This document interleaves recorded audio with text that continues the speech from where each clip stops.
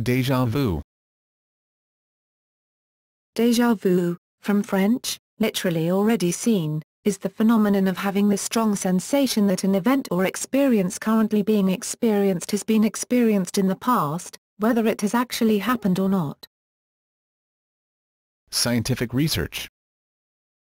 The psychologist Edward B. Titchener in his book A Textbook of Psychology, 1928, explained déjà vu as caused by a person having a brief glimpse of an object or situation, before the brain has completed constructing a full conscious perception of the experience. Such a partial perception then results in a false sense of familiarity. Scientific approaches reject the explanation of déjà vu as precognition, or prophecy, but rather explain it as an anomaly of memory, which creates a distinct impression that an experience is being recalled. This explanation is supported by the fact that the sense of recollection at the time is strong in most cases, but that the circumstances of the previous experience, when, where, and how the earlier experience occurred, are uncertain or believed to be impossible. As time passes, subjects may exhibit a strong recollection of having the unsettling experience of déjà vu itself, but little or no recollection of the specifics of the event, or circumstance, which were the subject of the déjà vu experience itself, the events that were being remembered. This may result from an overlap between the neurological systems responsible for short-term memory and those responsible for long-term memory, resulting in memories of recent events erroneously being perceived as being in the more distant past. One theory is the events are stored into memory before the conscious part of the brain even receives the information and processes it. However, this explanation has been criticized that the brain would not be able to store information without a sensory input first. Another theory suggests the brain may process sensory input, perhaps all sensory input, as a memory in progress, and that therefore during the event itself one believes it to be a past memory. In a survey, Brown had concluded that approximately 2/3 of the population have had déjà vu experiences. Links with disorders. Early researchers tried to establish a link between déjà vu and serious mental disorders such as schizophrenia, anxiety, and dissociative identity disorder, but failed to find the experience of some diagnostic value. There does not seem to be a special association between déjà vu and schizophrenia or other psychiatric conditions. The strongest pathological association of déjà vu is with temporal lobe epilepsy. This correlation has led some researchers to speculate that the experience of déjà vu is possibly a neurological anomaly related to improper electrical discharge in the brain. As most people suffer a mild, that is non-pathological, epileptic episode regularly, for example a hypnagogic jerk, the sudden jolt that frequently, but not always, occurs just prior to falling asleep, it is conjectured that a similar, mild, neurological aberration occurs in the experience of déjà vu, resulting in an erroneous sensation of memory. Scientists have even looked into genetics when considering déjà vu. Although there is not currently a gene associated with déjà vu, the LGII gene on chromosome 10 is being studied for a possible link.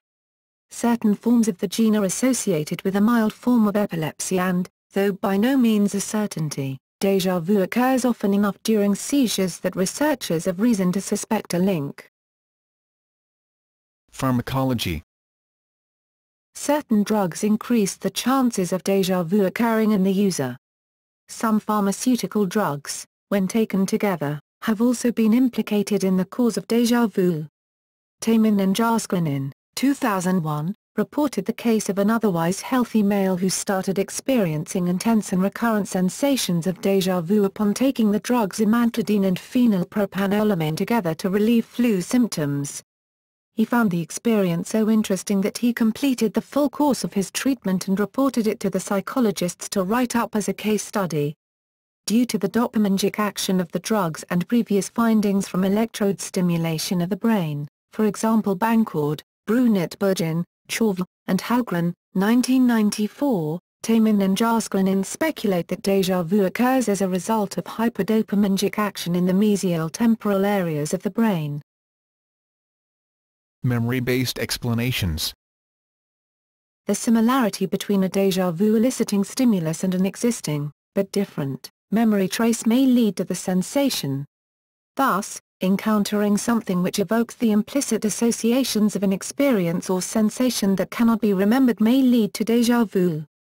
In an effort to experimentally reproduce the sensation, Bannister and Zhang-Will, 1941, used hypnosis to give participants posthypnotic amnesia for material they had already seen. When this was later re-encountered, the restricted activation caused thereafter by the posthypnotic amnesia resulted in 3 of the 10 participants reporting what the authors termed paramnesias.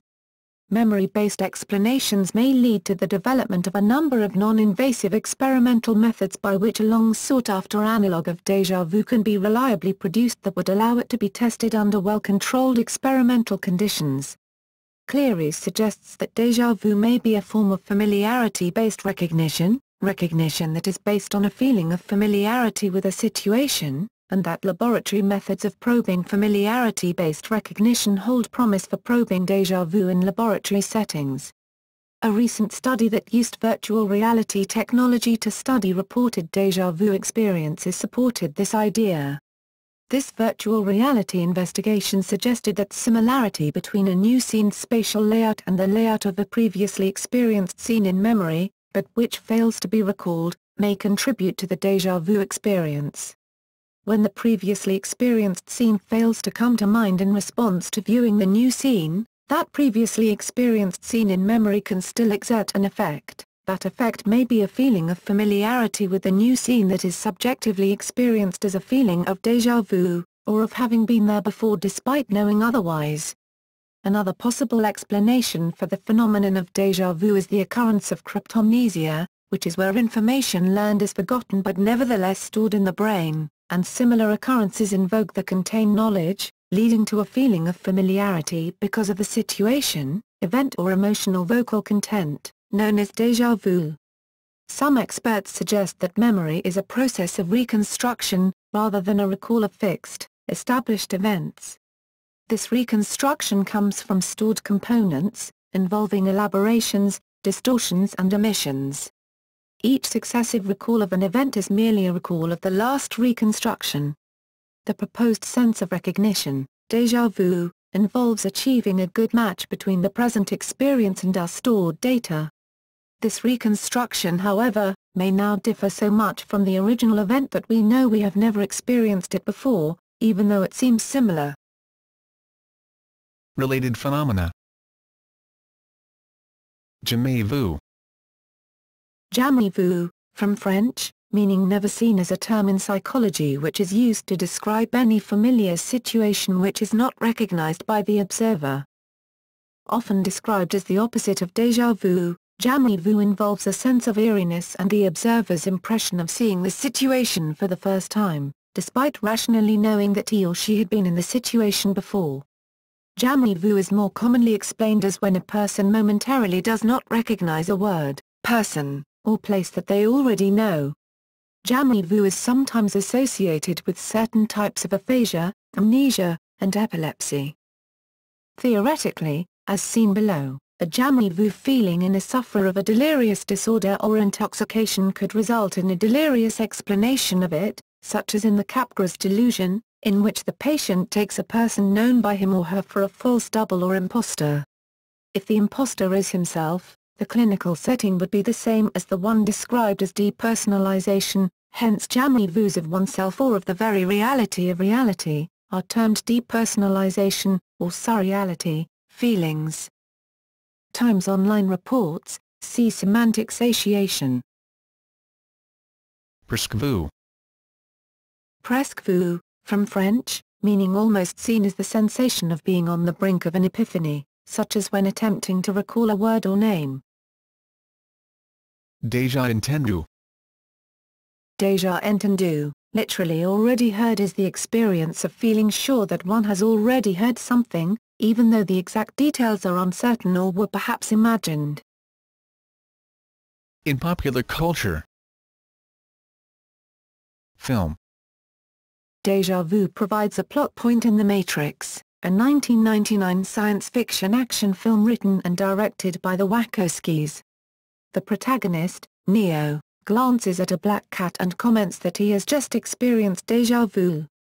Those with a knowledge of the Matrix and its internal workings state that déjà vu means something within the Matrix was altered from its prior state and is referred to as a glitch. The 2006 science fiction film Déjà Vu revolves around a U.S. federal law enforcement officer, played by Denzel Washington, using an instrument called Snow White to view the past 4.5 days of anywhere in the world, limited radius as permissible by the program, in order to solve a murder and a terrorist bomb attack on a ferry that was being boarded by about 500 citizens and military members. In the 2011 film Donovan's Echo, the central character, Donovan, Danny Glover, experiences a series of déjà vu events 30 years apart.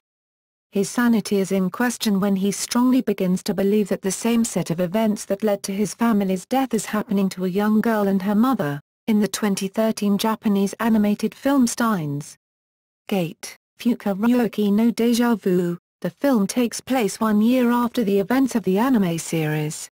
After going through a painstaking journey across multiple world lines due to the invention of D-mail, text messages that can be sent to the past, Rintaro Wakabe has assumedly landed in the Steins Gate world line, in which none of his friends would have to die and a future ruled by SERN due to the invention of a time machine no longer exists.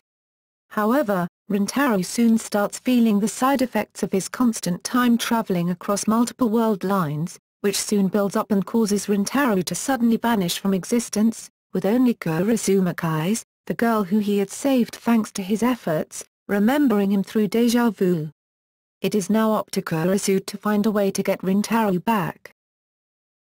Television. Déjà Vu was the third episode of the second season of Monty Python's Flying Circus, a British comedy program. Michael Palin plays a television host with a problem. The concept is explored in the episode 119 of Garfield and Friends in the Orson's Farm segment. The X-Files episode Monday, Season 6, Episode 14, in which Mulder and Scully repeat the same day again and again, explores the complexities of déjà vu.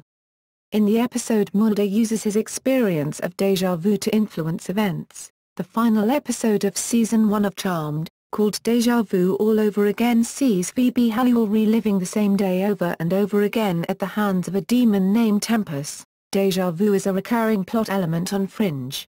In the Season 1 episode, The Road Not Taken, Olivia described the experience of déjà vu to Walter after she briefly experienced an alternate reality as the result of being a court-chiffon subject. In the Season 2 episode White Tulip, Olivia experiences déjà vu while investigating the apartment of a time traveler who reset the timeline. Déjà vu is a plot element in the episode Mystery Spot of the television series Supernatural, where Sam Winchester wakes up in the same day as a result of being trapped in a time loop. In episode 6 of The Sweet Life on Deck, Cody keeps repeating the same day over and over again when the ship is struck with lightning when crossing the international date line. In the Star Trek, The Next Generation episode, Cause and Effect, the USS Enterprise is destroyed in a collision with another ship close to a temporal anomaly. This causes the event to repeat over and over, which in turn causes several crew members to have feelings of déjà vu. In the Stargate SG-1 episode Window of Opportunity, Teal'c and Unal experience the same day over and over again due to a device on an alien planet. In the Season 2 episode of Ed, Ed and Eddie, Kevin is sitting with the kids silently to watch Eddie's telethon and said déjà vu. Books. In Catch-22 by Joseph Heller, the narrator references déjà vu, jamais vu and presque vu via the Chaplain Tapman's internal dialogue. It was not jamais vu, since the apparition was not of someone, or something, familiar appearing to him in an unfamiliar guise.